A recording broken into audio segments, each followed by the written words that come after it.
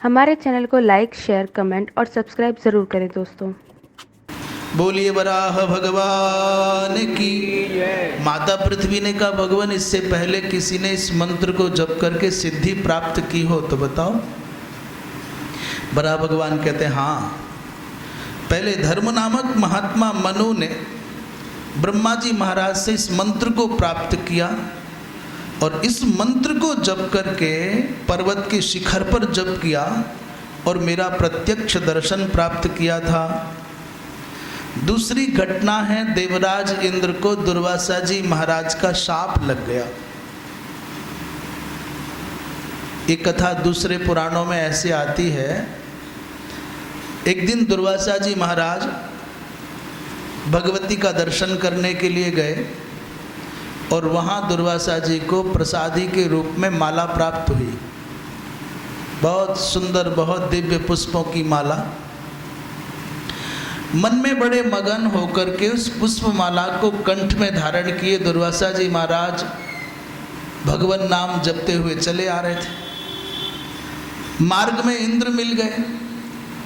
इंद्र को देख करके दुर्वासा जी महाराज ने सोचा कि भाई ये देवताओं के राजा हैं, 100 यज्ञ किए हैं, इसलिए ये प्रसादी तो इंद्र को दे दी जाए।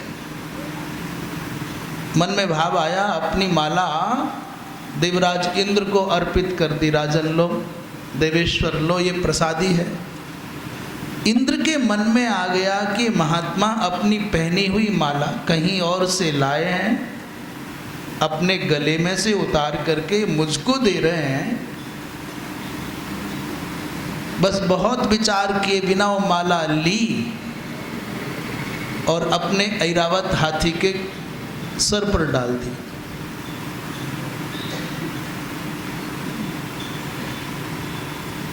हाथी का स्वभाव है, मक्खी बैठेगी तो अपनी सूंड से हिलाना शुरू कर देगा, पूंछ से उड़ाना शुरू कर देगा।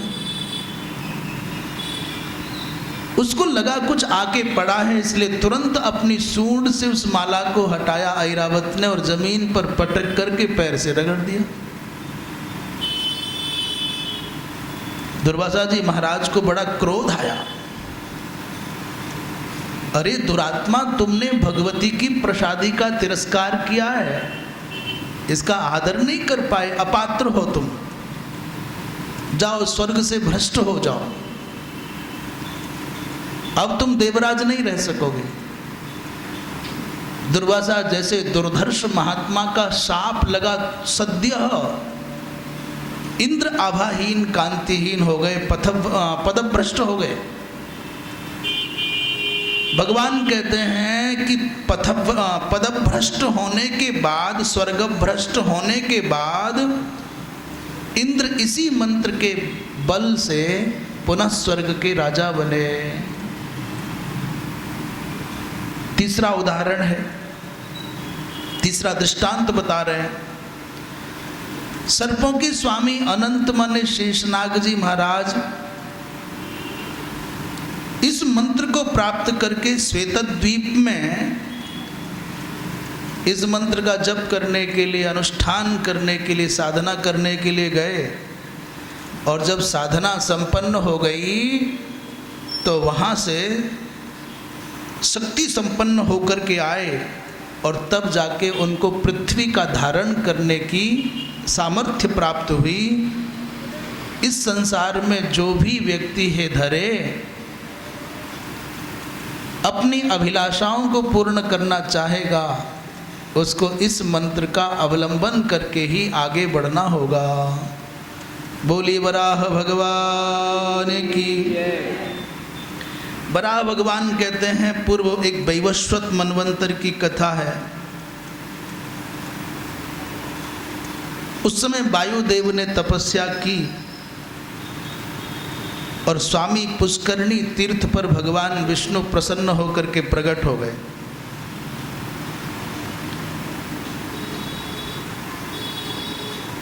उन्हीं दिनों महर्षि अगस्त ने भी 12 वर्ष तक भगवान नारायण की साधना वहाँ पर की। 12 वर्षों तक आराधना करने के अनंतर भगवान नारायण का दर्शन हुआ।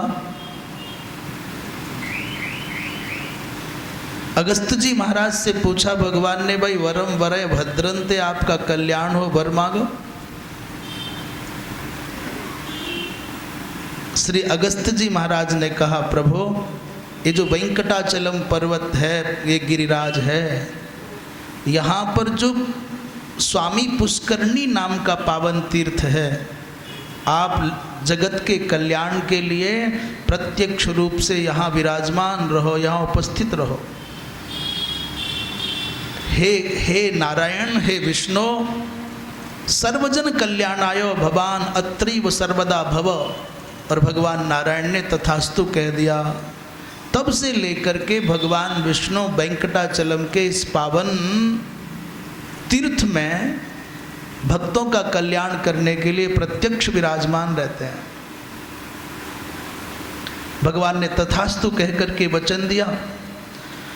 भगवान साक्षात तो होते हैं, पर भगवान का वो दिव्य विमान संसार की दृष्टि में नहीं आता। जो जो पुण्यात्मा जीव हैं उनको भगवान का दर्शन हो जाता है। वायुदेव सदा यहाँ स्कंद स्वामी भगवान की पूजा करते हैं। वायुदेव उनकी सेवा में सहयोगी के रूप में रहते हैं। बराह भगवान कहते हैं पृथ्वी देवी से, हे देवी, एक समय की बात है, मित्रवर्मा नाम का एक चंद्रवंशी राजा है, सोमवंशी राजा, और मनोरमा नाम की उसकी धर्मपत्नी है। भगवान की कृपा से उनको एक सर्वगुण संपन्न आकाश नामक पुत्र प्राप्त हुआ। जो माता पिता अपेक्षा करते हैं हमारी कुल परंपराओं को धारण करने वाला पुत्र हो, वैसे ही गुणों से युक्त बालक है। इस आकाश का विवाह धरणी नाम की कन्या, जो शकवंश की कन्या थी, उस धरणी के साथ में हो गया। पिता ने देखा, मित्रवर्मा ने देखा मेरा पुत्र योग्य हो गया है, इसलिए चतुर्थ अवस्था आने पर अपने पुत्र को युवराज के पद पर अभिषिक्त किया, राज्य का दायित्व सौंपा अनंतर, और वानप्रस्थ की परंपरा का निर्वाह करने के लिए वन में चले गए। आज तक जितने भी आपने पुराणों में राजाओं के आख्यान सुने, राजर्षियों के चरित्र सुने, वहाँ एक भी कथा ऐसी नहीं है कि राजा सन्यासी हो गया। एक भी सम्राट के सन्यासी होने की कोई कथा आपके पौराणिक आख्यानों में आपको मिलेगी नहीं। क्या हुए? गृहस्थ के बाद में सब सीधे वानप्रस्थी हुए। और वानप्रस्थ का नियम है सपत्नीको बा अपत्नीको बा, सपत्नीक जा सकते हैं और अपत्नीक भी जा सकते हैं। यदि आपकी धर्मपत्नी तृतीय आश्रम में प्रवेश करते समय आपका अनुगमन करने की क्षमता रखती है, मानस रखती है, तो सपत्नीक जाना चाहिए। भजन करने की भावना उनके मन में है तो तृतीय आश्रम में सपत्नीक जाने का भी विधान है। और यदि उनका मानस है कि नहीं हमको बच्चों के साथ रहना है, परिवार के साथ रहना है, तो अपत्नी को भी गच्छेत, पर तीसरी अवस्था आने पर घर छोड़ देना चाहिए।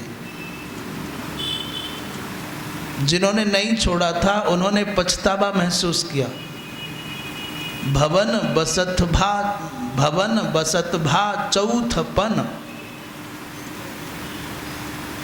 श्री मनु जी महाराज को बड़ी चिंता हुई मनु और शत्रुपा के प्रसंग में।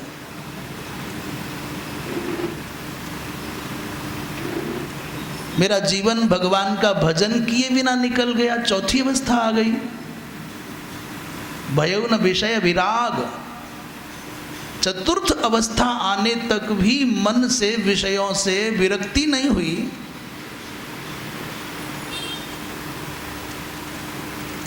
हृदय बहुत दुख लाग। मनु जी महाराज को हृदय में बहुत दुख हुआ और तब शत्रुपा के साथ तपस्या करने के लिए वन में गए। तो जो चतुर्थ अवस्था में घर छोड़ करके, राजभवन छोड़ करके जाना तो तृतीय अवस्था में ही चाहिए, चतुर्थ में नहीं।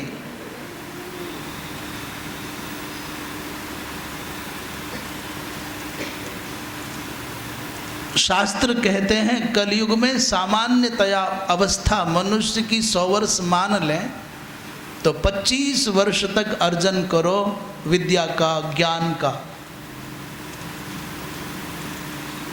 स्वाध्याय के लिए, शिक्षण के लिए, प्रशिक्षण के लिए आपके पास में 25 वर्ष हैं। और दूसरे जो 25 वर्ष हैं वो क्या हैं? आदान और प्रदान के लिए हैं। पहले 25 वर्ष केवल समाज से, परिवार से, सबसे लेना ही लेना है, गुरुजनों से ज्ञान लो। और दूसरे वाले 25 वर्ष हैं पकने के लिए, अनुभव के लिए। वहाँ लेना और देना दोनों प्रारंभ हो जाता है। और तीसरे जो 25 वर्ष हैं वहाँ लेना बंद हो जाता है, फिर देना प्रारंभ हो जाता है। और जो अंतिम के 25 वर्ष हैं वहाँ न कछु लेना न देना, मगन रहना प्रारंभ हो जाता है। अर्थात विद्यार्जन काल जो 25 वर्ष है, जिसको शास्त्रों ने ब्रह्मचर्य आश्रम कहा, उन 25 वर्षों में जो कुछ आप अर्जन कर सकते हैं, विद्यार्जन कर लें, ज्ञानार्जन कर लें। जो भी प्रशिक्षण आपको जिस भी प्रकार के दिशा में जाना है कर लें निर्णय। और अग्रिम जो 25 वर्ष जिनको गृहस्थ के लिए निर्धारित किया है, वो विभिन्न प्रकार की उत्पन्न होने वाली परिस्थितियों में कैसे परिपक्व हुआ जाता है, कैसे संघर्षों में चोट खा खा करके व्यक्ति अनुभवी और दृढ़ हो जाता है, ये भी बहुत आवश्यक है। गृहस्थी के पचड़े में, गृहस्थी के जंजाल में, गृहस्थी की आग में झुलसे बिना, तपे बिना कोई निखरेगा कैसे? इसलिए बहुत आवश्यक हो जाता है। ब्रह्मचर्याश्रम से सीधे सीधे संन्यास का भी विधान है, परंतु आश्रमात् आश्रमम व्रजेत का भी विधान है। और मुख्य विधान यही है कि आश्रमात् आश्रमम व्रजेत, ब्रह्मचर्य से गृहस्थ में जाओ, गृहस्थ से वानप्रस्थ में जाओ, और वानप्रस्थ से फिर ब्राह्मण है तो सन्यासी तक जा सकते हैं, क्षत्रिय हैं तो वानप्रस्थ तक जा सकते हैं, और वैश्य है तो गृहस्थ और ब्रह्मचर्य का पालन कर सकते हैं।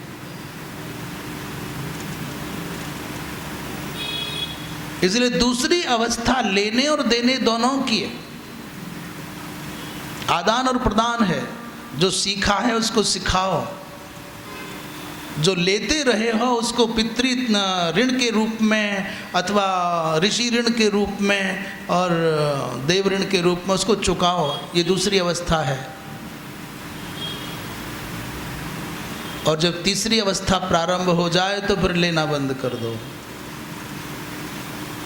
तब देना प्रारंभ करो। वानप्रस्थ देने के लिए है, अपने अनुभवों का लाभ समाज को मिले, आपकी साधना का लाभ समाज को मिले, आपकी जो गुणवत्ता है, जो भी कला है, उसके बदले में फिर शुल्क मत लो, उसके बदले में पारितोषिक भी मत लो, उसके बदले में प्रशंसा भी मत चाहो।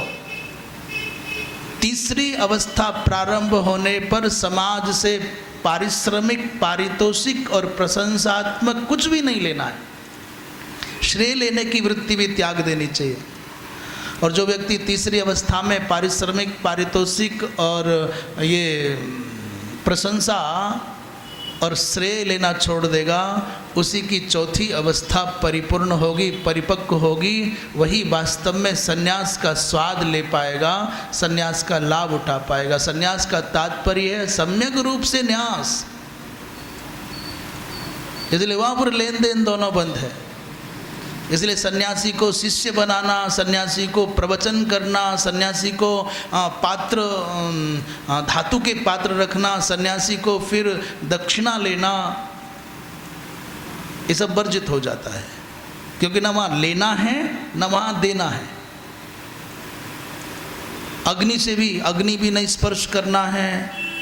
ऐसा कोई भी कार्य सन्यासी को नहीं करना जिससे कि समाज में मेरी प्रतिष्ठा बढ़े। क्यों? क्योंकि वहाँ ना कुछ लेना है ना कुछ देना है। इसलिए हमारे जो भारतीय संस्कृति के चारों आश्रम हैं ये बहुत गंभीर संकेत देते हैं, और शायद मैं समझता हूँ धरती पर ऐसा पवित्र व्यवस्थित चिंतन कहीं और नहीं मिलेगा आपको। और सीधी बात बताएं, राजा क्यों छोड़ करके चला जाए? एक म्यान में दो तलवार नहीं रह सकती, एक जंगल में दो शेर नहीं रह सकते। तुमने अपने सामर्थ्य का सुख भोग लिया, शासक होकर के सुख भोग चुके, अब जब दूसरा तुमने दायित्व सौंप दिया है तो फिर किनारे हट जाओ। और नहीं हटोगे तो विचारों की टकराहट होगी। ये जो जनरेशन का गैप है, ये जो पीढ़ियों के विचारों का अंतर है, बड़े बड़े शिष्ट बालक भी अपने बड़े बूढ़ों से कह देते हैं पिताजी आप रहने दो, वो जमाना नहीं रहा। आपके समय में व्यापार कुछ और होता था, अब व्यापार का ढंग कुछ और है। और आप एक दो बार में नहीं मानते तो फिर प्लीज़ डोंट भी कहा जाता है फिर, और डोंट को समझ लो डांट रहे हैं वो।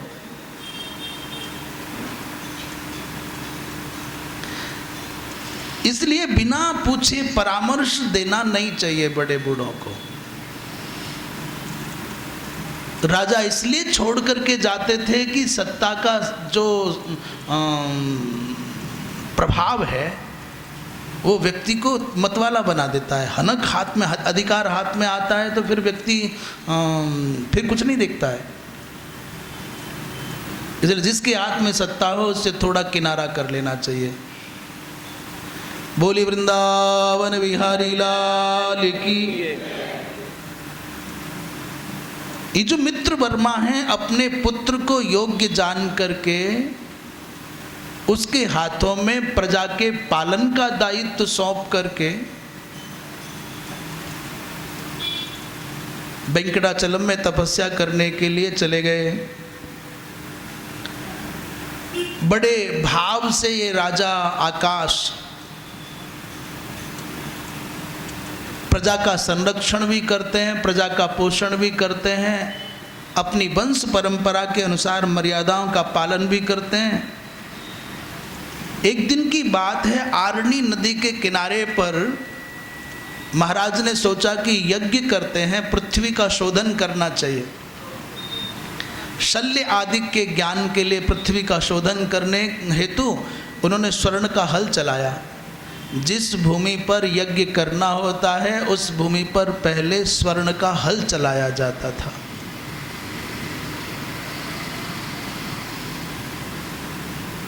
और जब सोने के हल से उस पृथ्वी को जोतने लगे तो सहसा उनके हल के अग्रभाग के सम्मुख एक बहुत सुंदर दिव्य लक्षणों से संपन्न कन्या का दर्शन हो गया। वो कमल की सैया पर विराजमान है। शुभ लक्षणों से संपन्न उस बालिका को लेकर राजा अपने घर आए और अपनी पत्नी धरणी से कहा, देवी ऐसा मम पुत्री, ऐसा मम सुता, ये मेरी पुत्री है, मेरी पुत्री है, मेरी सुता है। निसंतान धरणी को मानो परमात्मा ने जीने का आधार दे दिया। बड़ी सुंदर सुंदर उसके नेत्र, बड़े सुंदर सुंदर उसके नेत्र हैं, बहुत दिव्य भाल मंडल है, बहुत प्यारी मुस्कान है। कमल के समान नेत्रों वाली उस कन्या को पाकर के दोनों के दोनों राजा रानी बहुत आनंद में भर गए।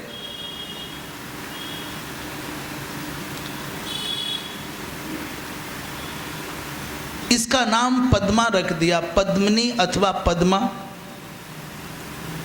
महाराज सर्वगुणोपेत। एक दिन की बात है, जब ये बच्ची घर में आई तो इसके आने के अनंतर वहाँ का समग्र वातावरण अपने आप बदलने लगा।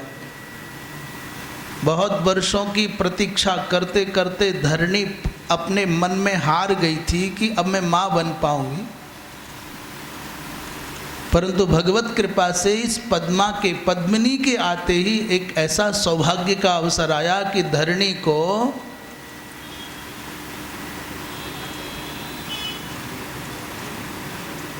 एक दिव्य सद्गुण संपन्न पुत्र की प्राप्ति हो गई समय पर। जिस समय बालक उत्पन्न हुआ, प्रकट हुआ, उस समय उसके 5 ग्रह उच्च के थे। उस बालक का नाम वसुमान रखा और इस अयोनिजा कन्या का नाम पद्मिनी रखा। दोनों बहन भाई जैसे शुक्ल पक्ष का चंद्रमा तीव्र गति से बढ़ता है, वैसे ही धीरे धीरे बढ़ रहे हैं। आकाशराज और धरणी ने पद्मिनी नाम की सर्व सुलक्षणा लक्ष्मी स्वरूपा कन्या और अप्रतिम धीर वीर इस वसुमान पुत्र को पाकर के स्वयं को धन्य माना। एक दिन की बात है, और जब ये पद्मिनी थोड़ी किशोर अवस्था में आ गई, किशोरी हो गई, तो अपनी सखियों के साथ में एक उपवन में भ्रमण कर रही थी, रमण कर रही थी, क्रीड़ा कर रही थी। सहसा देवर्षि नारद जी महाराज नारायण नारायण करते, बीणा बजाते, हरिगुण गाते और उस उपवन में ही पधार गए। नारद जी को देखते ही इन बालिकाओं ने सबने नमन किया और इन सब बालिकाओं के बीच में सर्वलक्षण संपन्ना उस पद्मिनी को देख करके नारद जी महाराज ने पूछा, अरे बेटी तुम कौन हो? नारद अपृच्छत कासी कस्यासी, अरे तुम कौन हो, किसकी कन्या हो? इस प्रकार प्रश्न करने पर पद्मिनी ने अपना परिचय दिया, भगवन में आकाशराज की कन्या हूँ। श्री नारद जी महाराज ने उस कन्या के हाथ को देखा और उसके विचित्र विभिन्न लक्षणों को देख करके नारद जी महाराज चौंक गए। उस राजकन्या ने भी पूछ लिया, बाबा आपने हाथ देखा है तो मेरे लक्षण बताओ। नारद जी महाराज बोले, देवी तुमको भगवान नारायण के जैसे गुणों से संपन्न पति प्राप्त होगा। तुम्हारे सारे के सारे लक्षण भगवती लक्ष्मी के जैसे हैं। ये नहीं कहा तुम लक्ष्मी हो, और ये भी नहीं कहा कि तुम्हारा विवाह विष्णु के साथ होगा।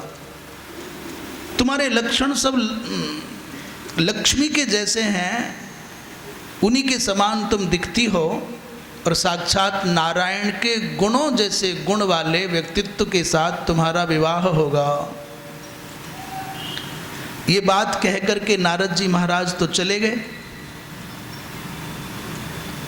नारदे गते सती उपवने, जैसे नारद जी महाराज गए तो ये बालिकाएं उपवन में पुष्पों का संचय कर रही हैं, क्रीड़ा कर रही हैं। उसी समय मृगया के ब्याज से शिकार खेलने के बहाने एक बहुत सुंदर युवक आया। श्वेत वर्ण के घोड़े पर सवार है, चंद्रमा के समान श्वेत वर्ण वाले उच्च घोड़े पर सवार, और कामदेव को भी अपने सौंदर्य से लज्जित करने वाले सौंदर्य से युक्त उस युवक ने इस उपवन में प्रवेश किया। कंदर्प दर्प दलन करने की सामर्थ्य वाले सौंदर्य से संपन्न इस युवक को देखा तो कन्याएं सहसा संभ्रम में आ गईं और पूछ बैठी, भगवान आप इस उपवन में कैसे आए और कहाँ से पधारे हैं, आपका परिचय क्या है? उस युवक ने कहा कि संसार के कुछ लोग मुझको कृष्ण कहते हैं, मेरा नाम अनंत भी है, और कुछ लोग मुझको वेंकटाचल निवासी वीरपति भी कहते हैं। पर देवी मृगया के लिए आया था। इस राजकन्या को देखने के बाद में मन में भाव आता है कि मैं इनका परिचय पूछूं। उन दूसरी सखियों ने परिचय दे दिया, महाराज आकाश राज की कन्या हैं और अयोनिजा है। इस युवक ने कहा, क्या मैं इनसे विवाह कर सकता हूं? ऐसा सुनते ही राजकन्याओं ने कृत्रिम क्रोध करते हुए कहा, महाराज आपको पता नहीं है आप कहाँ खड़े हैं? ये आकाश राज के द्वारा सुरक्षित उपवन है, इसलिए दोबारा ऐसी बातें मत करना। युवक ने अपने घोड़े को आगे बढ़ा दिया, अपने भवन में आ गए, वेंकटाचलम आ गए। ये बात कोई नहीं जान पाया कि ये हैं कौन। बराह भगवान कहते हैं देवी वो साक्षात नारायण ही थे।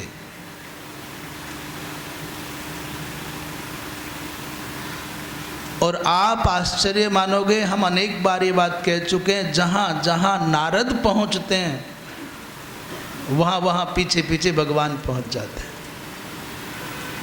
अभी तक के सृष्टि के इतिहास की ऐसी एक भी घटना नहीं है जिनको नारद जी महाराज का दर्शन हुआ हो, उनको भगवान का दर्शन ना हुआ हो। कंस के यहाँ नारद जी पहुँच रहे हैं तो पीछे पीछे कृष्ण पहुँच जा रहे हैं। मने संसार का एक भी उदाहरण कोई ऐसा नहीं दे पाएगा कि जहाँ श्री नारद जी महाराज पहुँचे हों वहाँ भगवान न पहुँचे। इसलिए महापुरुषों ने कहा है कि नारद तो भगवान का मन है। देवर्षि नारद भगवान के मन हैं, और जहाँ मन हमारा पहुँच जाता है, हम संसार के साधारण जीव भी मन के अनुसार चलने लग जाते हैं। महाराज, मन के अंदर जिस बात का उदय होता है उसको हम देर सवेर किए बिना मानते नहीं हैं। अल्प शक्तिमान, अल्प ज्ञानवान, ये अल्प माने थोड़े से जीवन वाला मनुष्य भी मन के अनुसार चलना चाहता है, तो सर्वशक्तिमान परमात्मा अपने मन के हिसाब से चले तो कौन बड़ी बात है। हमारे संसार के जीवों के संकल्पों में, मनोरथों में बाधा आ सकती है, पर भगवान के मनोरथ को कौन अधूरा छोड़ेगा।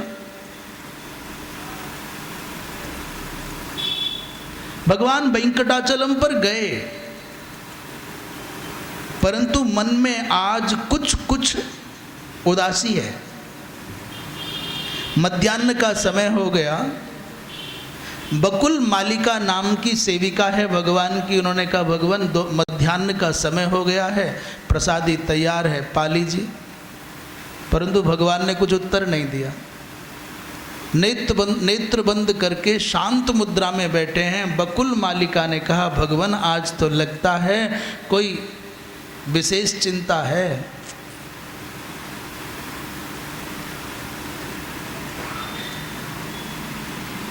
वास्तव में सच्चा सेवक वह है जो अपने स्वामी की बातों की प्रतीक्षा ना करे, अपने स्वामी के शब्दों की प्रतीक्षा किए बिना उनके भावों के अनुसार उनकी आवश्यकताओं को जान जाए, उनके चिंतन को समझ ले। असली सेवक, वास्तविक सेवक वो है।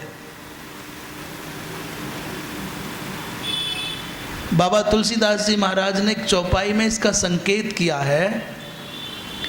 जब गंगा जी पार कर लिए भगवान राम केवट की नौका पर बैठ करके, और पार उतरने के बाद मन में सोच रहे हैं कुछ दिया नहीं गया,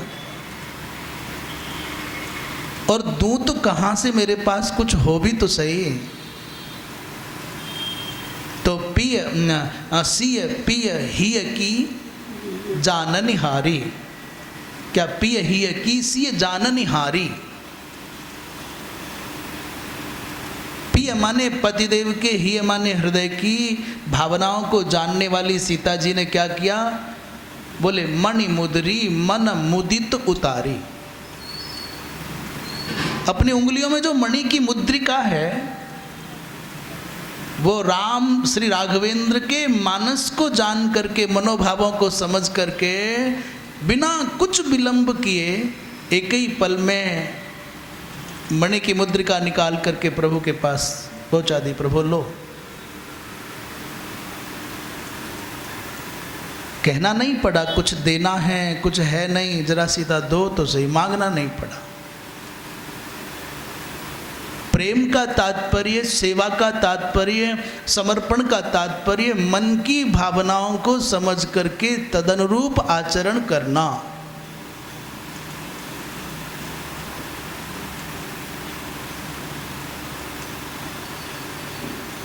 भगवान ने कहा देवी एक बात आपको कहनी है। बकुल मालिका हाथ जोड़ करके खड़ी हो गई, भगवान आदेश करें। बोले कुछ पुरानी बात याद आ रही है। जब मैं त्रेता युग में राम के रूप में अवतरित हुआ था और उस समय रावण ने सीता जी का हरण किया था, उस समय वेदवती नाम की कन्या थी। उस वेदवती की पवित्रता को नष्ट करने का प्रयत्न रावण ने एक बार किया था और उसी कारण वेदवती उसके साथ प्रतिशोध की भावना से बदला लेना चाहती थी। एक स्वर्ण का मृग आया, उस कांचन मृग को लेने के लिए मैं गया। सीता जी के द्वारा प्रेरित होकर के लक्ष्मण भी मेरे साथ चले गए। उस समय रावण सीता जी का हरण करने आया था, पर सच्चाई यह है देवी, रावण सीता जी का हरण करके नहीं ले गया। स्कंद पुराण एक अनूठे रहस्य का उद्घाटन कर रहा है। भगवान राम कहते हैं कि उस समय उस वेदवती नाम की कन्या ने लक्ष्मी जी अर्थात सीता जी की सहायता की थी। और सहायता क्या की? बोले सीता जी के स्थान पर स्वयं वेदवती ही सीता का स्वरूप बना करके वहां आसीन हो गई। और वास्तविक सीता लक्ष्मी जी कहाँ चली गई? अग्निदेव के साथ में उस स्थान को छोड़ करके अन्यत्र चली गई।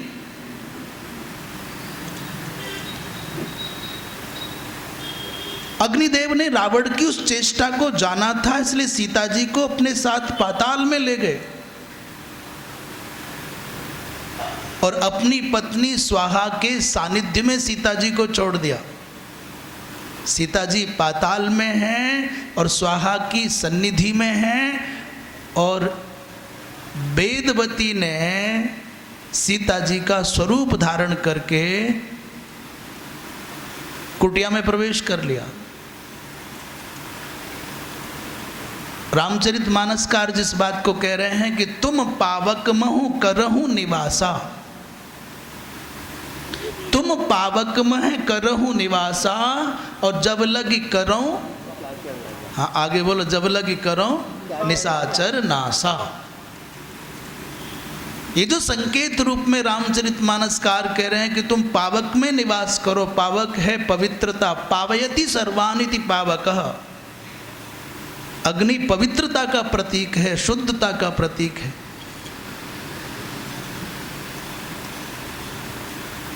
मन वो जो संकेत में रामचरितमानसकार अपने एक चौपाई में बात कह रहे हैं उसकी संगति लगेगी। यहाँ से अग्निदेव सीता जी को लेकर के पहुँच गए अपने घर और स्वाहा माँ ने अपनी पत्नी के सानिध्य में सीता जी को विराजमान कर दिया। उनके स्थान पर वेदवती सीता जी का स्वरूप बना करके वहाँ आसीन हो गई। क्योंकि रावण एक बार उनके केसों का स्पर्श कर चुका था, उसी अपराध का दंड देने के लिए वेदवती सीता बन करके आए और रावण वेदवती का हरण करके लंका में ले गया। अग्निदेव ने कृपा करके वेदवती को बिल्कुल सीता जी के जैसा बना दिया और रावण ने उन्हीं का, वेदवती का अपहरण किया था। जब हमने युद्ध के द्वारा रावण का अंत कर दिया और अग्निदेव अग्नि परीक्षा के ब्याज से, लोग चिल्लाते हैं ना राम कितने निष्ठुर हैं, राम कितने कठोर हैं।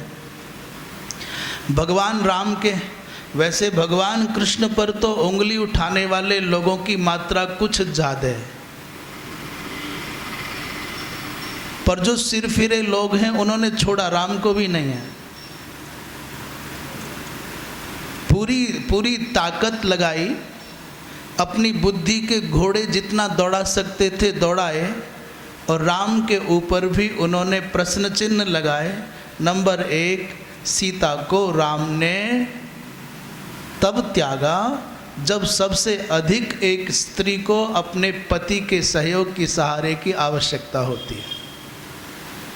और ये बात कह दी साहब, सीता जी प्रेग्नेंट थी, उस समय राम ने त्याग दिया, तो लोग तो हाय हाय कितना कठोर, कितना पत्थर दिल राम रहे होंगे।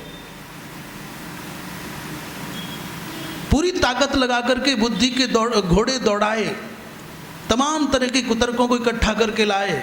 और दूसरा अपराध राम का बताया कि जब कोई जीव, कोई व्यक्ति तुमको प्रेम करना चाहता है तो तुम उसकी नाक काट लोगे। बताना कौन संसार का प्राणी है जो परमात्मा से प्रेम नहीं करना चाहेगा? अच्छा हो या बुरा हो, शूर्पणखा ने प्रेम करना चाहा तो कोई पाप कर दिया क्या? परमात्मा से प्रेम करना चाहता है जीव तो तुम उसकी नाक कान काटोगे। नंबर 2 अपराध।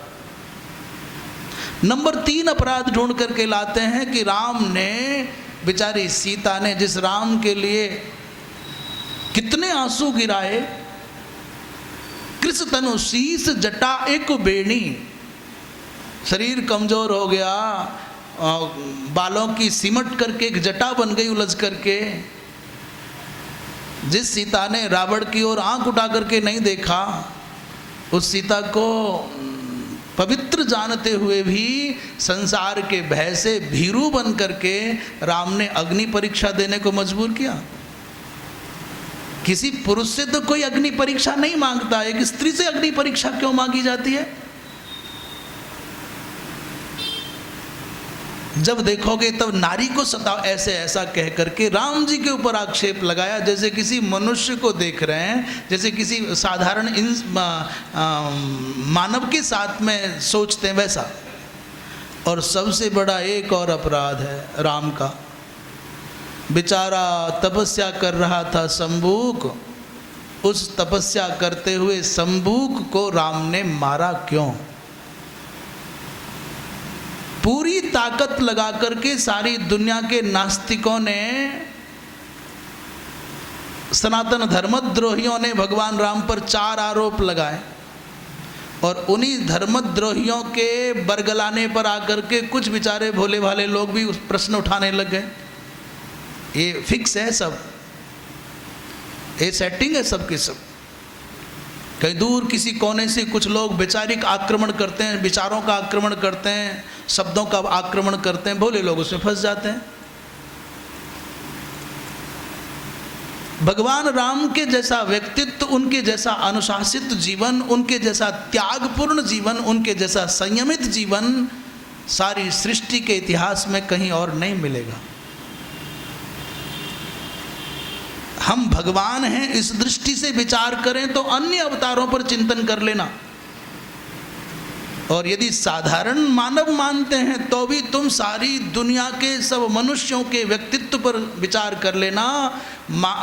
भगवान राम के जैसा जीवन दुनिया में किसी का नहीं मिलेगा। भला बताओ राम बुरे कैसे हो सकते हैं? खरदूषण पूरा सब कुछ तैयार होके आए, मार देंगे, काट देंगे, पर जैसे ही भगवान राम को देखा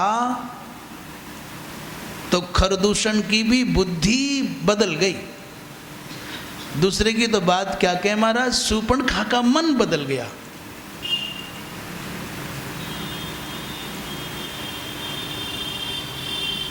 उस आसुरी वृत्ति का जीवन जीने वाली शूर्पणखा के मन में राम को देख करके लोभ आ गया, और शूर्पणखा बदल गई तो कोई बात नहीं। खरदूषण जो हिंसक हैं, जो आतताई हैं, जो आतंकी हैं, वो जो संकल्प करके आए थे, जिन्होंने हमारी बहन के नाक कान काटे, उनको मार देंगे, छोड़ेंगे नहीं, वो आपस में क्या कह रहे हैं?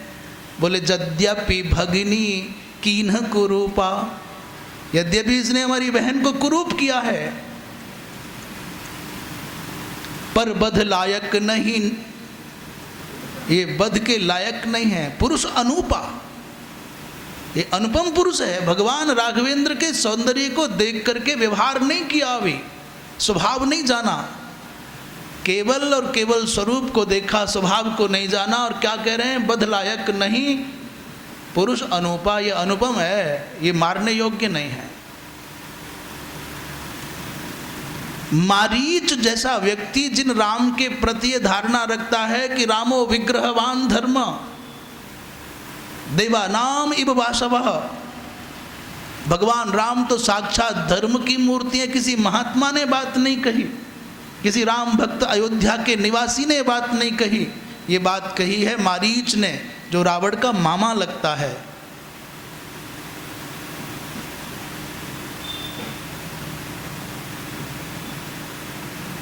तो बेचारे राम के ऊपर 4 लोगों ने शंकाएं उठाई कि ये क्यों और ये क्यों और ये क्यों।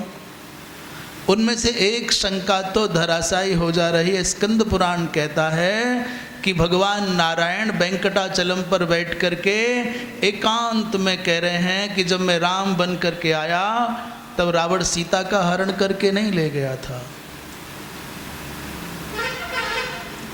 रावण वेदवती का हरण करके ले गया। उसी को कोई कहते हैं छाया सीता के रूप में, कहीं कहीं छाया सीता भी कहा जाता है।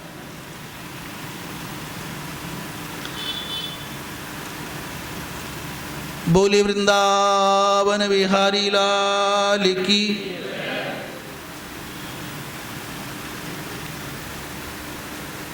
महाराज, सीता मैया के संरक्षण का तो जब अग्निदेव वापस रावण के मरने के बाद में लाए तो असली सीता को लेकर के आए, और जो छाया सीता अथवा वेदवती है इनको ले गए।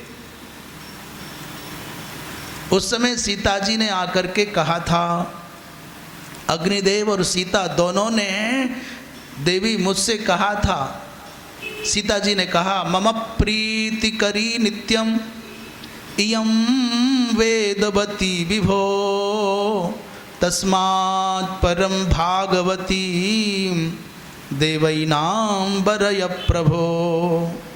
उस समय सीता जी ने मुझसे कहा था, भगवान ये मेरा बहुत प्रिय कार्य करने वाली है वेदवती, हे नाथ, इसलिए इस भागवती को अर्थात भगवान की अप्रतिमा भक्ति है, ये भक्ति स्वरूपा है। भागवती का अर्थ है माने भगवान के लिए ही जिसका जीवन है, वो पुरुष है तो भागवत कहलाता है और स्त्री है तो भागवती कहलाती है। हे देव एनाम, एनाम अर्थात वेदवतीम वरय, इसका वरण कर लीजिए। अग्निदेव ने भी यही कहा, भगवान इसने सीता जी का रूप बनाया है इसलिए आप इसको अंगीकार कर लीजिए। तब भगवान राम ने अग्निदेव और सीता जी को वचन दिया था कि अभी तो ये संभव नहीं है, क्योंकि हम मर्यादा पुरुषोत्तम के रूप में यहाँ पर एक पत्नी व्रत का पालन करने आए हैं। जब मैं वेंकटाचलम पर श्रीनिवास के रूप में प्रकट होऊंगा, 28वां कलयुग जब आएगा तब मैं वेदवती को स्वीकार कर लूँगा। और बकुल मालिका से, अपनी सेविका से भगवान श्रीनिवास क्या कह रहे हैं, देवी आज मैं इस रूप में यहाँ विराजमान हूँ, और वही वेदवती आकाश राज की कन्या बन करके, अयोनिजा बन करके वहाँ प्रकट हो गई है। इसलिए देवी वो घटना सत्य घट रही है, और सीता जी की भावना और अग्निदेव की प्रार्थना को सत्य करने का समय आ गया है। इसलिए हे बकुल मालिके, एक बार तुम भी जा कर के उस राजकन्या का दर्शन कराओ। भगवान की आज्ञा पा करके बकुल मालिका गई, आरणी नदी के पश्चिम तट पर पहुंच गई, अगस्तेश्वर महादेव के दर्शन किए हैं, वहाँ पूजन चल रहा था। आश्चर्य की बात यह है कि जैसे भगवान के चित्त में भगवती लक्ष्मी स्वरूपा माँ वेदवती के प्रति आकर्षण का उदय हुआ है, वैसे ही अपने जीवन में प्रथम बार किसी को देखने के बाद माता वेदवती के अर्थात पद्मिनी के चित्त में स्पृहा जग गई।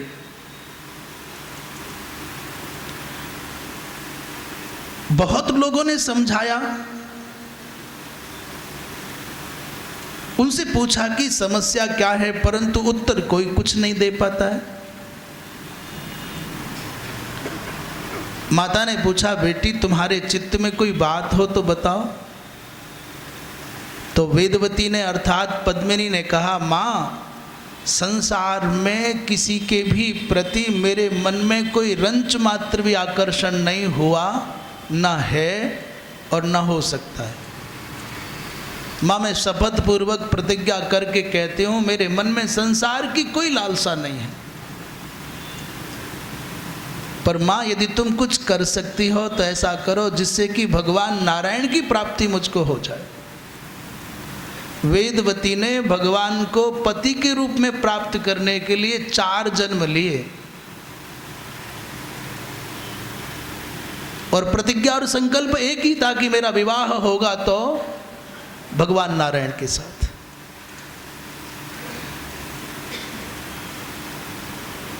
इनके पिता ने तपस्या करके लक्ष्मी को कन्या के रूप में प्राप्त किया था और पिता ने कहा था, पुत्री मेरी एक ही स्पृहा है, एक ही लालसा है कि मेरा जामाता श्रीमन नारायण हो, भगवान नारायण हो।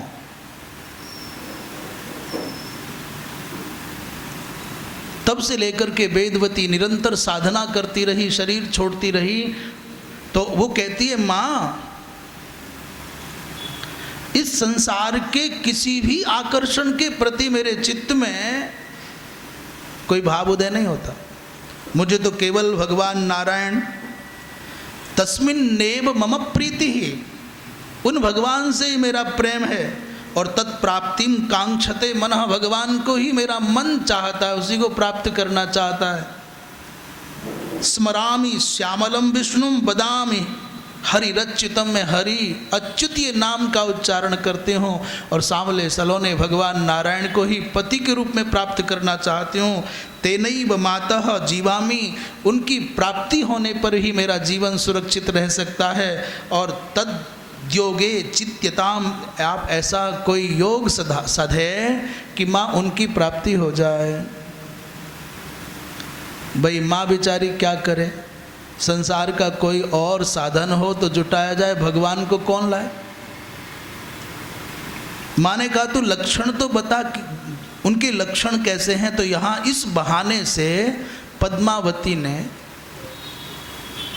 वैष्णव को कैसा होना चाहिए, भगवान विष्णु के भक्त को कैसा होना चाहिए, ये लक्षण बताए यहाँ। अथवा ये मान लो, जिन जिन में ये पावन लक्षण घटित होते हों वो वैष्णव हैं। वो कहती है कि माँ वेदों का स्वाध्याय, वैदिक कर्मों का अनुष्ठान और सत्य भाषण करना, सत्यम वदन्ति नानृतम। और वैष्णव कैसे होते हैं माँ, जो दूसरों की निंदा नहीं करते। और दूसरों की निंदा करना तो छोड़ो, दूसरों के दोषों पर उनका दृष्टिपात भी नहीं होता। न सुयंति परान, कुछ दूसरे के दोष, सैकड़ों दोष भरे हों, हमको क्या। किसी अच्छे व्यक्ति को देख करके, किसी महान पुरुष को देख करके मन में ये स्पृहा हो कि ये सद्गुण मेरे जीवन में आ जाएं और उन सद्गुणों को जीवन में उतारने का प्रयत्न करें तो कल्याण है। और किसी अनुचित अनैतिक कर्म करने वाले व्यक्ति को देख करके मन में ये भाव आवे कि बुराई मेरे जीवन में ना आने पाए। हमको सिखाते हैं अच्छे लोग भी और बुरे लोग भी। हम सीख सकते हैं अच्छों से भी और बुरों से भी। अच्छे लोगों से अच्छाइयाँ सीखी जा सकती है और बुरे लोगों से सीखा जा सकता है कि जो इनमें बुराई है वो बुराई मेरे जीवन में ना आने पाए।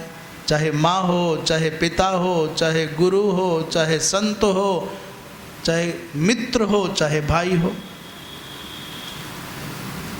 मानो तुम्हारे पूज्य, तुम्हारे आदरणीय कोई गाली देते हैं, बहुत भले आदमी और गाली देते हैं, तुमको उनसे शिकायत है कि गाली मुझ में ये गाली देते हैं, अच्छा नहीं लगता है, तो पहले गांठ बांध लो, प्रतिज्ञा कर लो कि जब तक मैं इस धरती पर रहूँगा मैं किसी को भी गाली नहीं दूंगा। हो गया तुम्हारा काम पूरा हो गया। जो व्यवहार किसी व्यक्ति में देख करके आपका मन ग्लानि से, घृणा से भर जाता है, जो व्यवहार किसी व्यक्ति का तुमको स्वीकार्य नहीं है, उस व्यवहार को अपने जीवन में मत आने देना। ये दोष दर्शन के बाद का पहला लाभ हो गया। अब पहले देखो, फिर विचार करो, फिर बातें करो, और फिर उनकी बुराई करो, फिर उन्हें उठाने और ख़त्म करने के चक्कर में भजन कब करेंगे फिर? इसलिए किसी की बुराई देख करके प्रतिज्ञा कर लो, नहीं ये बुराई मेरे जीवन में नहीं आने दूंगा। किसी की अच्छाई देख करके प्रतिज्ञा कर लो, भगवान जल्दी से जल्दी मुझ में सद्गुण आ जाए। दूसरों के धन का अपहरण नहीं करते भगवान विष्णु के भक्त। पराई स्त्रियां चाहे कितनी भी आकर्षक हों, सुंदर हों, सुंदरी हों, ना तो उनको देखते हैं, ना उनका स्पर्श करते हैं, ना उनका चिंतन करते हैं। माँ ऐसे सदाचारी महात्माओं को ही वैष्णव कहा जा सकता है। यही वैष्णव है माँ। सब प्राणियों के प्रति जिनके चित्त में दया का भाव हो, जो सबके हित में संलग्न रहें, जो भगवान विष्णु के गुणगान करते हों, उन्हीं को भगवान का भक्त समझना माँ, और दूसरे को भगवान का भक्त मत समझना। जो कुछ मिल जाए उसी से संतुष्ट हो जाए, भय और क्रोध से सदा जो दूर रहे,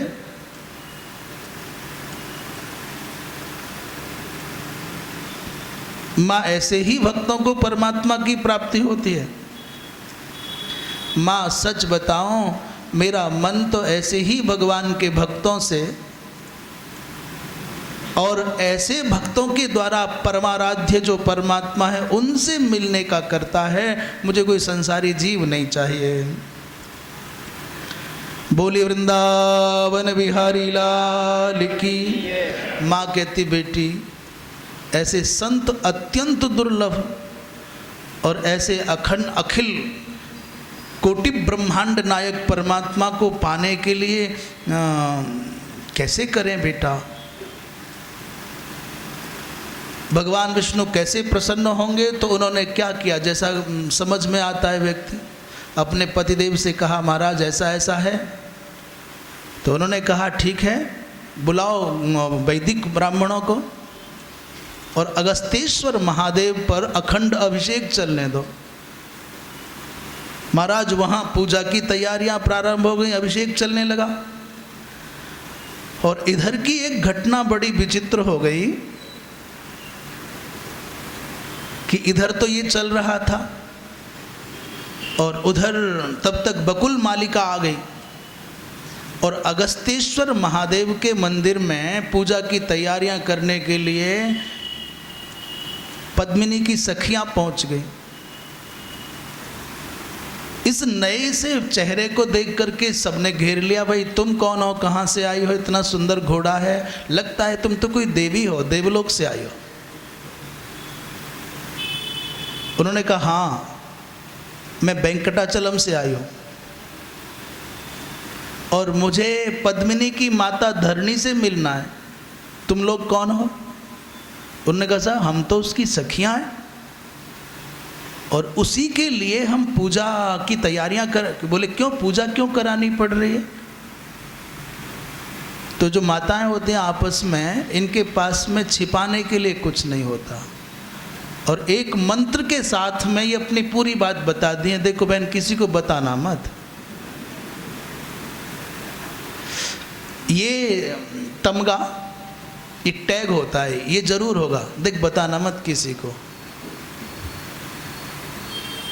और इनको जिसने बताया था उसने भी यही मंत्र दिया था, केवल तुमको बता रही हूँ, किसी को बताना मत। और ये भी गुरु परंपरा निभाती हैं कि देखो तुमको ही बता रहे हो, किसी को बताना मत। उन्होंने कहा देखो किसी को बोलना मत, पर हमारी जो सखी है पद्मिनी बहन, क्या बताएं, उसके जैसे सद्गुण हमने संसार में कहीं नहीं देखे। परंतु एक दिन की घटना है, हम सब उपवन में खेलती थी और वो पूरी कथा सुना दी। जब से उस युवक को देखा तब से खाना पीना छोड़ दिया है और एक ही रट है कि मुझको नारायण चाहिए, नारायण चाहिए। बकुल मालिका ने सोचा ये तो काम बन गया, ये आग एक तरफा नहीं दोनों ओर लगी है। उसने तुरंत कहा मैं वहीं से आ रही हूं, वो जो युवक हैं वो हमारे प्रभु भगवान नारायण हैं, उन्हीं का संदेश लेकर के आई हूं, मुझे जल्दी मिलाओ। महाराज इधर तो ये प्रक्रिया चल रही, उधर राजा बहुत परेशान, राज दरबार में सब बड़े बड़े विद्वानों को बुलाया, उनसे पूछा क्या करें, कन्या राजकन्या की सुरक्षा आवश्यक है, जीवन की रक्षा होनी चाहिए, क्या करना चाहिए। उन ज्योतिषियों ने प्रश्न कुंडली बनाई और प्रश्न कुंडली बना करके समग्र ग्रहों का अध्ययन किया और कहा साहब ये कोई रोग नहीं है, इसके जीवन में कोई पुरुष आया है जिसके दर्शन के बाद में ये जो ग्रह जो प्रश्न कुंडली बनाते हैं उससे कुछ सटीक अर्थ निकालते हैं और उस पुरुष की प्राप्ति के लिए भगवान शंकर की आराधना प्रारंभ कराओ, ये रोग जल्दी चला जाएगा, जल्दी ठीक हो जाएगी। ये घटना यहाँ घटी। उसी समय राजमहल में एक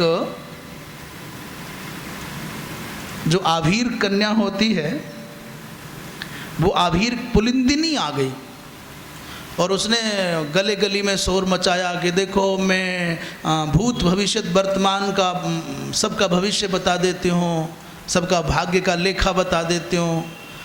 और पुलिंदिनी माने आभीर कन्या, उसकी पीठ पर उसका छोटा सा बच्चा भूख के मारे बिलख रहा है। बोले कोई मेरे बच्चे को भोजन दो और मैं सबका भविष्य बता दूंगी। माता तुरंत दौड़ी दौड़ी गई और बुला कर के लाई, बोले हमारी पद्मिनी का भाग्य बता। उसने कहा पहले मेरे बच्चे को भोजन दे तब बताऊंगी। महाराज उस पुलिंदिनी ने जो बात ज्योतिषियों ने कही वही बात पुलिंदिनी ने कह दी। मैंने आभीर कन्या ने कहा कोई बीमारी नहीं है, ऐसा ऐसा है, भगवान शंकर की आराधना कराओ तुरंत काम बन जाएगा। इधर ज्योतिषी यही बात कह रहे हैं, उधर पुलिंदिनी यही बात कह रही है और उधर भगवान शंकर की आराधना आरंभ हुई और उधर बकुल मालिका आ गई। राजकन्या से मिलने के लिए बकुल मालिका आई तो धरणी ने पूछा रे बच्चियों ये कौन आई है। एक ने धीरे से कान में कहा ये हमारा काम बनाने आई है।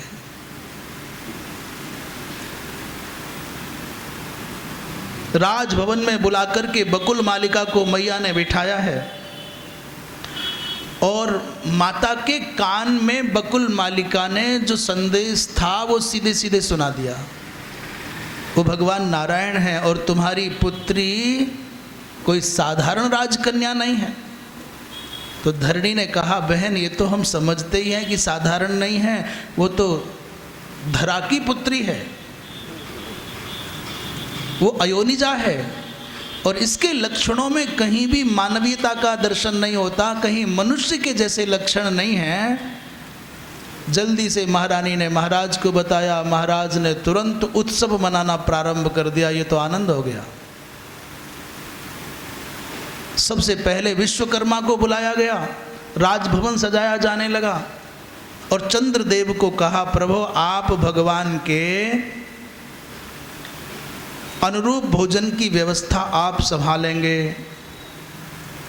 विद्वानों ने कहा महाराज इस कन्या का जन्म नक्षत्र मृगशिरा है और वर का नक्षत्र श्रवण है। बृहस्पति जी महाराज ने विवाह लग्न शोधन किया है, उत्तरा फाल्गुनी नक्षत्र हो, वैशाख मास हो, महाराज उस दिन विवाह अच्छा होगा। इसलिए वैशाख मास के उत्तरा फाल्गुनी नक्षत्र में भगवान के विवाह का निर्णय हो गया। बोली वृंदावन बिहारी। इधर भी तैयारियां आरंभ हो गई और उधर भी तैयारियां आरंभ हो गई। बकुल मालिका ने एकांत में उस राजकन्या पद्मिनी को कहा, भगवान का संदेश सुनाया है, देवी मैं अति शीघ्र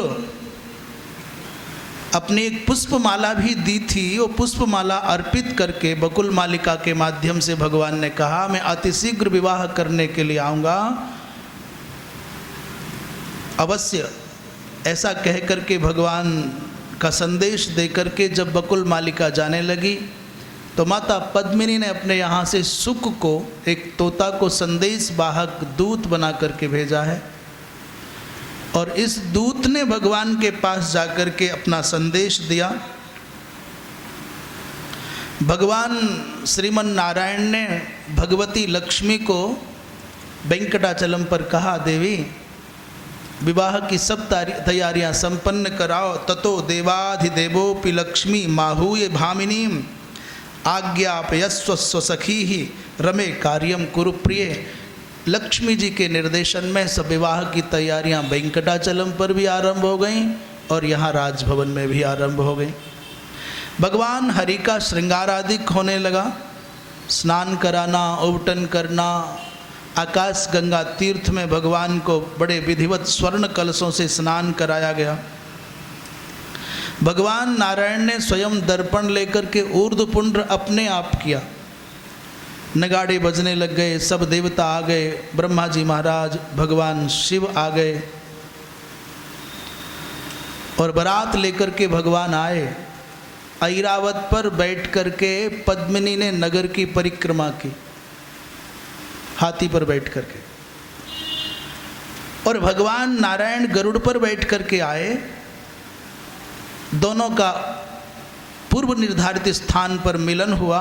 भगवान नारायण ने माता पद्मिनी के गले में जयमाला डाली और माता पद्मिनी ने भगवान के गले में जयमाला डाल दी। बोली वृंदावन बिहारी लाल की। इसके अनंतर जो विवाह की विधियां हैं, लाजा होम इत्यादि, उन सब क्रियाओं का संपादन हुआ। 3 दिन तक निरंतर ये कंकण बंधन आदि की जो जो व्यवहारिक विधियां हैं, 3 दिन तक निरंतर विवाह की विधि का संपादन हुआ और चौथे दिन चतुर्थी कर्म संपन्न हुआ। तब भगवान विदा लेकर के चल पड़े। विष्णुर्मालाम स्वकंठस्थाम हस्ते नादाय सस्मितः। भगवान ने मुस्कराते हुए माता पद्मिनी के कमलायाः स्कंध देशे मुमोच सुमनश्चिताम, अपने कंठ में धारण की हुई माला भगवान ने माता पद्मिनी के गले में डाली और माता पद्मिनी ने आदाय मल्लिका मालाम सास्य कंठे समर्पयत। भगवती पद्मिनी ने भी मल्लिका की माला, मल्लिका माने संभवतः मल्लिका पुष्प बेला के फूल को कहते हैं, उससे निर्मित माला को भगवान के कंठ में स्थापित किया। और ये कह रहे हैं ये घटना 3 बार हुई। एवं त्रिवारं तौ कृत्वा वाहनादवरुह्य च। ये जयमाल की प्रक्रिया संपन्न हुई और फिर यज्ञ वेदी पर आए और विवाह संपन्न हो गया। बोलिए श्रीमन्नारायण भगवान की। एक विशेष बात हम कहना चाहते हैं कि आजकल का जो चलन है इसमें दहेज की बहुत घोर निंदा है और हम ऐसे विषयों में जान करके प्रवेश करना चाहते हैं। ये दहेज का खंडन करना अलग बात है और दहेज के मर्म को समझना अलग बात है। हम लोग पता नहीं कौन सी सोच के साथ आगे बढ़ते हैं और कौन लोग हैं जो इन बातों को आगे बढ़ाते हैं। अरे भला अंधेरा मिटाना है तो किसी के घर में आग लगा के अंधेरा मिटाओगे? घर में आग लगा करके अंधेरा कितनी देर तक मिटाया जा सकता है?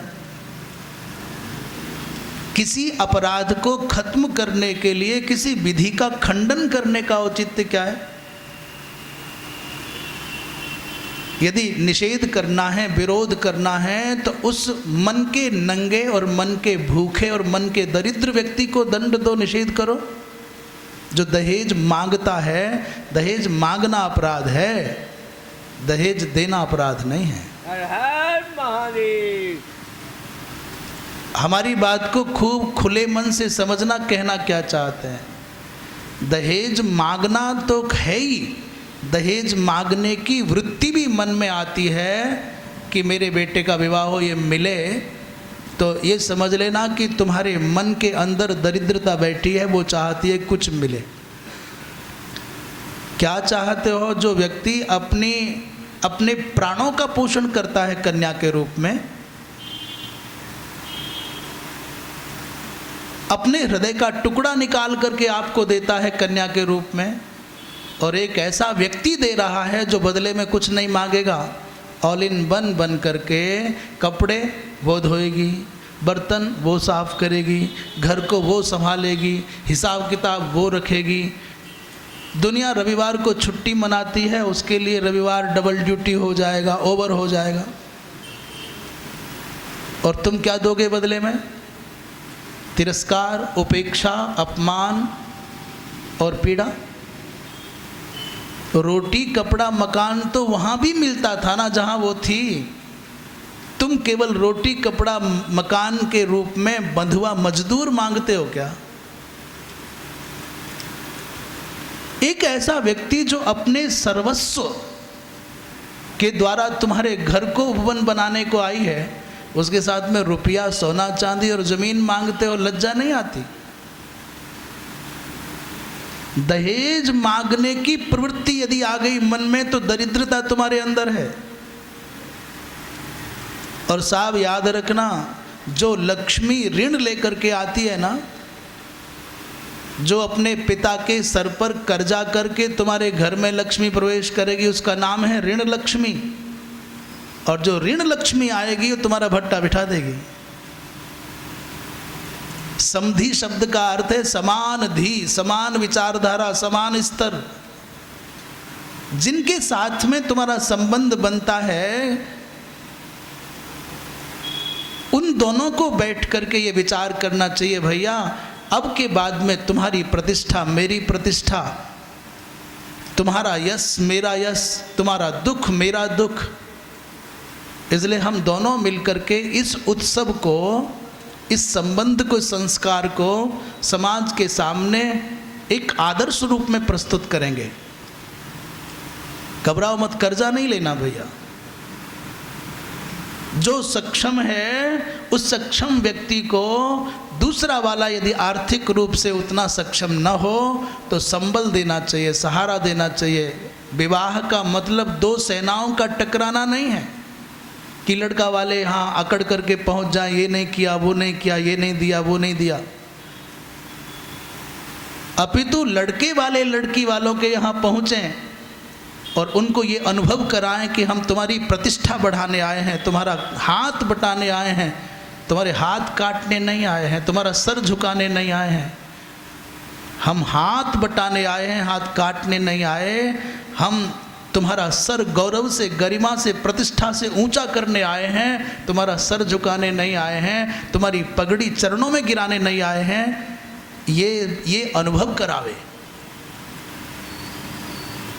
वो माता पिता जो अपने हृदय के टुकड़े को तुमको सौंप रहे हैं, उनके पास में जैसी संभावनाएं हैं, जैसा भी बनता है, सुविधा है, वो देते ही देते हैं और देना भी चाहिए। एक बालक छात्रावास में पढ़ने जाता है, 1-2 महीने में लौट करके आ जाएगा, तो उस जाते हुए बालक को माँ अलग, भाई अलग, बहन अलग और पिता अलग, सब कुछ खर्चा देने के बाद भी जेब खर्चे के लिए कुछ ना कुछ देना चाहता है। माँ कहती है मीठा ले जा, ये खाना ले जा, ये ले जा, ये घी ले जा। मालूम है लौट करके आएगा। और जिस बच्ची ने पूरा जीवन इस घर को सजाने में लगाया, वो बच्ची जा रही है, वो लौट करके कब आएगी कि नहीं आएगी, ये नया घर बसाएगी, इस भावना से कोई माता पिता उसको बर्तन दें, बिस्तर दें, रुपया दें, सोना दें, तो उसका तिरस्कार भी नहीं होना चाहिए। वो दहेज का मतलब, हेज शब्द का अर्थ प्रेम है, स्नेह है। स्नेह से अभिभूत होकर के अपनी बच्ची को विदा करते हुए माता पिता अपनी क्षमताओं के हिसाब से कुछ दें, उसको सम्मान पूर्वक स्वीकार करना चाहिए, सर पर रख करके स्वीकार करना चाहिए। इस कथा का दर्शन जनक जी महाराज और दशरथ जी महाराज के बीच में बहुत प्यार से वाल्मीकि जी महाराज कहते हैं कि दशरथ जी ने कहा जनक जी से, महाराज हम प्रवेश करना चाहते हैं, अनुमति दो। तो जनक जी ने कहा, भगवान हम तो छोटे हैं, हमको आपने अपना करके सम्मान प्रदान किया है, यहाँ आपको कौन रोकेगा, आप स्वामी हैं, चले आओ। तो दशरथ जी ने कहा जनक जी से कि जनक बताओ, देने वाला बड़ा होता है कि लेने वाला बड़ा होता है? अच्छा बताओ, देने वाला बड़ा है कि लेने वाला बड़ा है? जनक जी महाराज मौन हो गए। दशरथ ने फिर कहा, सच बताओ महाराज, देने वाला बड़ा होता है कि लेने वाला? तो बोल बेटे महाराज, समाज में तो देने वाला ही बड़ा होता है। दशरथ ने कहा, बस हो गया काम, हम तो आपके दरवाजे पर झोली फैला करके 4 कन्याओं को मांगने आए हैं। हम छोटे हैं और तुम बड़े हो, इसलिए तुम दे रहे हो, हम ले रहे हैं। जनक जी ने पलटी मार दी, बोले प्रभु, लेने वाला स्वीकार करने वाला यदि स्वीकार ना करे तो देने वाला दाता बड़ा कैसे हो जाएगा? कोई दाता तभी तो दुनिया में है जब कोई लेने वाला है, और कोई लेने वाला ना हो तो हम दाता कहाँ से कहलाएंगे? इसलिए बड़ा तो वो है जो स्वीकार कर रहा है। अस्तु जो भी है, बात ये थी कि दहेज का मतलब ये नहीं है जो आज की परिस्थितियों ने कानून के द्वारा, प्रशासन के द्वारा, और जैसे नर पिशाचों ने दहेज के नाम पर बच्चियों के जीवन को संकट में डालने का काम किया, वो दहेज नहीं है। वो मानसिक विकलांगता है, वो मानसिक दरिद्रता है, वो उनके अंदर बैठा हुआ निशाचर है, राक्षस है, जो किसी का जीवन ले रहा है, किसी की कुर्सियाँ छीन रहा है और तब अपने आप को बड़ा दिखाना चाहता है। यदि आपके हाथों में दम नहीं है तो साहब भीख की गाड़ी पर चल करके कै दिन जी पाओगे? यदि दहेज में आपने गाड़ी मांग ली तो पेट्रोल कौन भरवाएगा? भीख की संपत्ति पर इतराने वाला व्यक्ति दहेज के नाम पर कलंक का काम करता है। और माता पिता जो स्वेच्छा से अपनी सामर्थ्य के अनुसार दें, उसको स्वीकार करना चाहिए। बोलिए वृंदावन बिहारी। महाराज इतना संभार दिया है आकाश राज ने अपनी कन्या को विदा करते समय, इतना सामान दिया है, इतना दहेज दिया है कि उसका वर्णन करना संभव नहीं है। विदा करते समय भगवान विष्णु के चरणों में झुक करके नमन करते हैं उनके ससुर साहब आकाश राज। प्रभु ऐसी ही कृपा बनाए रखना। भगवान ने कहा, भगवान अब तो आप हमारे गुरु हो गए, पिता के तुल्य हो गए, इसलिए बरम वृणीस्व हे राजन गुरु मत्तो यदीच्छसि। आप गुरु हैं और आप चाहो तो मुझसे कुछ वरदान मांग सकते हैं। राजा ने कहा, भगवान यदि आप मुझे कुछ देना चाहते हैं तो आपके चरणों की सेवा मुझको सदा प्राप्त हो, आपकी भक्ति मेरे हृदय में सदा प्रतिष्ठित रहे। त्वयि भक्तिर्ममास्तु वै। आपके चरणारविंद के प्रति मेरे हृदय में आह्लाद बना रहे, यही दीजिए। ऐसा कह करके भगवान विदा हुए। बोलिए वृंदावन बिहारी लाल की। पृथ्वी माता ने पूछा, भगवान इस कलयुग में भी आपका दर्शन किसी को हुआ? मैंने आने वाले कलयुग में भी दर्शन होगा क्या? भगवान ने कहा हाँ। इस पवित्र पर्वत पर एक बसु नाम का निषाद रहा करता था। यहाँ भविष्य की घटना को भूतकाल के रूप में प्रयोग किया जा रहा है। उस बसु नाम के निषाद ने श्यामाक वन की रक्षा की। सामक माने जिस जंगल में सामा बहुत होता, सामक बहुत होता था, उसका एक ही नियम था, पूरा परिवार सामक के चावल इकट्ठे करता और शहद भी प्राकृतिक लेकर के आता, पकाता और वहीं स्वामी पुष्करणी पर जाकर के भगवान को भोग लगाता और भगवान उसके हाथ से नित्य प्रसाद पाते। एक दिन की बात है कि शहद खत्म हो गया। इन दोनों का पुत्र था एक, उसका नाम था वीर, चित्रवती इसकी पत्नी का नाम है। तो दोनों पति पत्नी शहद खोजने के लिए वन में गए। अपने पुत्र से कहा, बेटा ये सामक पक रहा है, इसको संभाल करके देखना। माता पिता गए, समय बहुत हो गया। बालक ने सामक पकाया और निकाल करके एक पेड़ के नीचे भोग लगाया और भोग लगा करके प्रसाद पा लिया। आश्चर्य यह है कि इसके हाथ से भगवान ने स्वयं प्रसादी लेकर के खाई और जब भगवान पा चुके तो इसने भी प्रसाद पा लिया। माता पिता लौट करके आए और आकर के देखा कि सामक तो खत्म हो गया। महाराज सामक खत्म हुआ तो इसके पिता को बहुत क्रोध आया। इतने वर्षों का मेरा नियम और इस बालक ने अज्ञान में आकर के खत्म कर दिया, तोड़ दिया। क्रोध में भर गए पिता और पहले तर्जना की, उसके बाद में तलवार निकाल करके मारने को जैसे ही बढ़े तो उस वृक्ष में जहां भोग लगाया था वहीं भगवान खड़े थे। उन्होंने तुरंत हाथ पकड़ लिया, बेटा ये क्या करता है? जैसे रोका तो ये चौंक गया, ये कौन है भाई? भगवान का स्पर्श होते ही रोमांचित हो गया। भगवान ने कहा कि तुम मुझको प्रिय हो, परंतु बेटा तुमसे भी अधिक प्रिय मुझको तुम्हारा पुत्र है। तत्तोपि में प्रियतमः तस्मात् प्रत्यक्ष मागतः। ये तुम्हारा पुत्र मुझको सर्वत्र जानता है, सर्वत्र देखता है।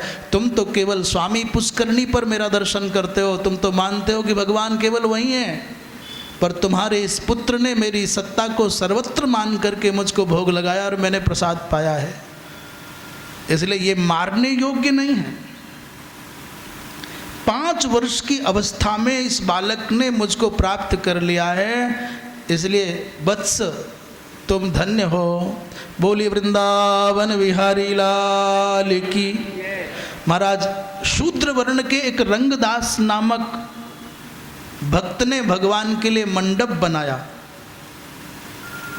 और उस मंडप के बनाने के प्रभाव से इसको भगवान का दर्शन प्राप्त हुआ। ऐसा नहीं है कि कलयुग में भगवान का दर्शन नहीं होता। चाहे कर्माबाई की कथा हो, चाहे मीराबाई की कथा हो, चाहे चेता की कथा हो, चाहे धन्ना जाट की कथा हो, और आज भी न जाने कितने कितने लोग उस आनंद का लाभ उठा रहे हैं। वो चर्चा का विषय नहीं बन पाते।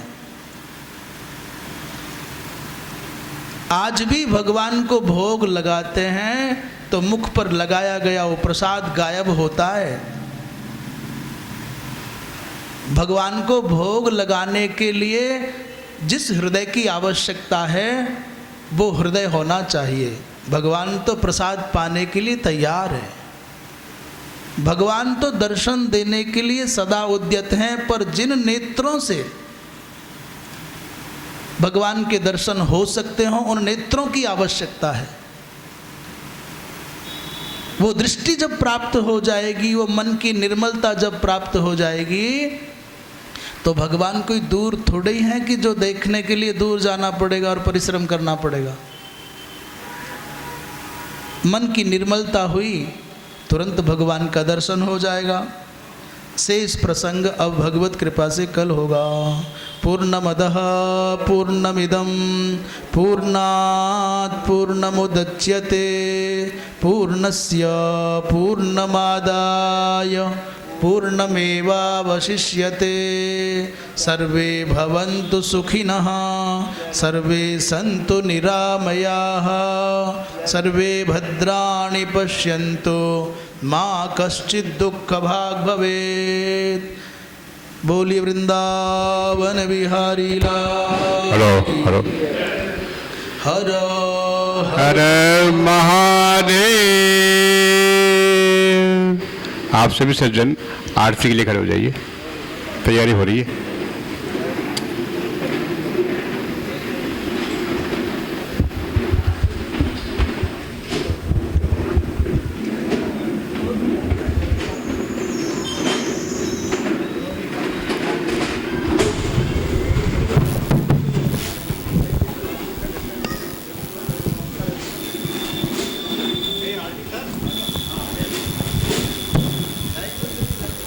ज्वालाकरालमत्युग्रामशेषा त्रिशूदनं त्रिशूलं पातनो वीरभद्राय आरात्रिवाग्रीवरुणं राजाः पीतोरालीलाभाविः देवाः सदा पुंसि विहति वीतिराजातुरीरां भगवते तमाः।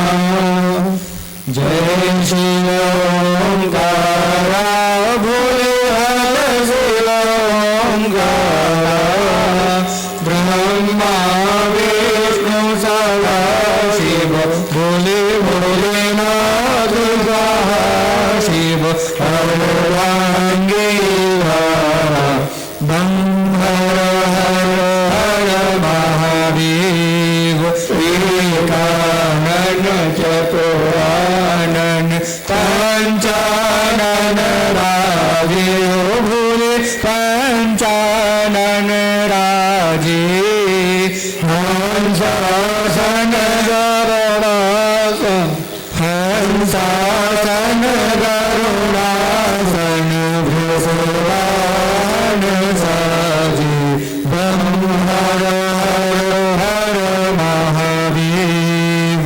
दो भुज चार चतुर्भुज दश भुज ते सोहे भोले दश भुज ते सोहे।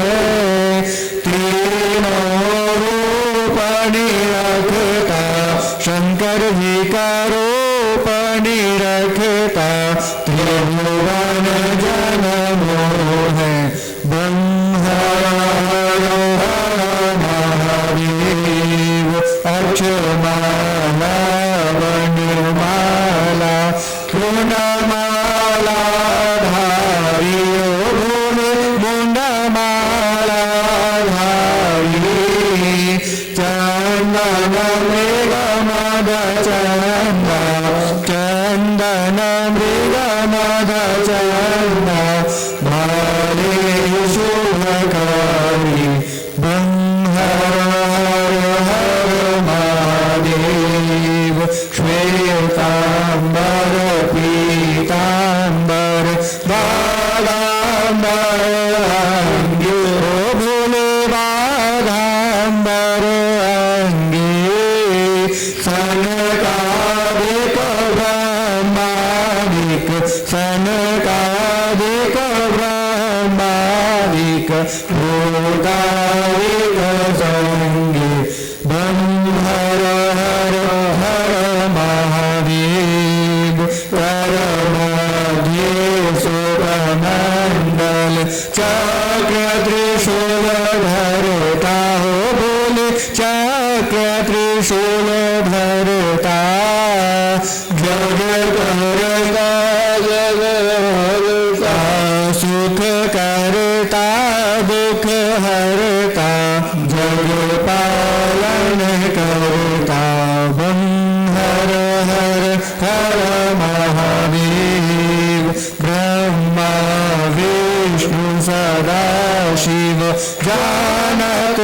अविवेका हो बोले जानक अविवेका प्रणवाक्षर के माध्ये ओंकारेश्वर माध्ये ये तीनों एका ब्रह्म हर हर हर महादेव काशीले विश्वनाथ विराजत नंदो ब्रह्मचारी बोलो नंदो ब्रह्मचारी नित भोग लगावत शंकर जी के दर्शन पाव महिमा तिहारी बम हर हर हर महादेव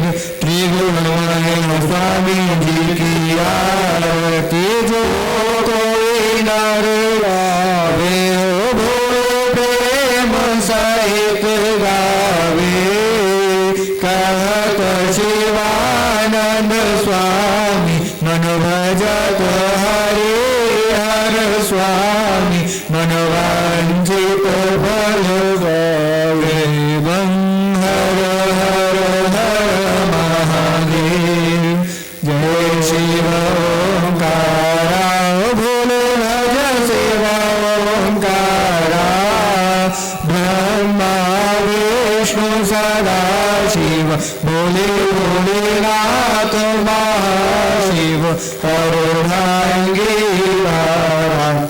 हर हर हर महादेव जलेन शीतलीकरणं पुष्पै देवात्मवन्दनं स्वात्माभिवन्दनम् आरातिग्रहणं करो संशोध्य मन्त्रपुष्पाञ्जलिः हरिः ओम्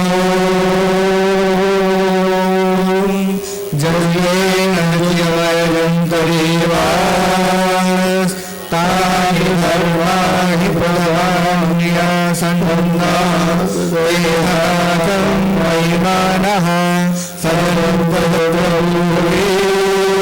सायाः शान्ति देवाः हरिः ओम् एकदन्ताय विद्महे वक्रतुण्डाय धीमहि तन्नो दन्ती प्रचोदयात् हरिः ओम् तद्पुरुषाय विद्महे महादेवाय धीमहि तन्नो रुद्रः प्रचोदयात्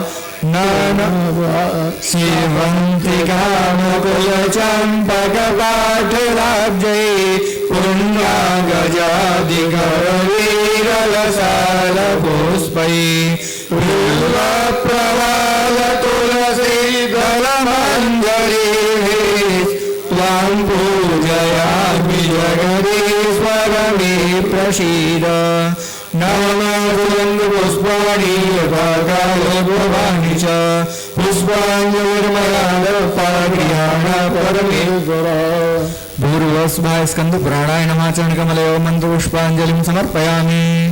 धर्म की अधर्म का प्राणियों में विश्व का कल्याण हो, माता की गौ हत्या, सनातन धर्म की गीत चक्र चूड़ामणि धर्म सम्राट स्वामी श्री करपात्री जी महाराज की, पूज्य सद्गुरुदेव भगवान की, श्रावण महा महोत्सव की, हरि सेवा धाम की, पार्वती पतये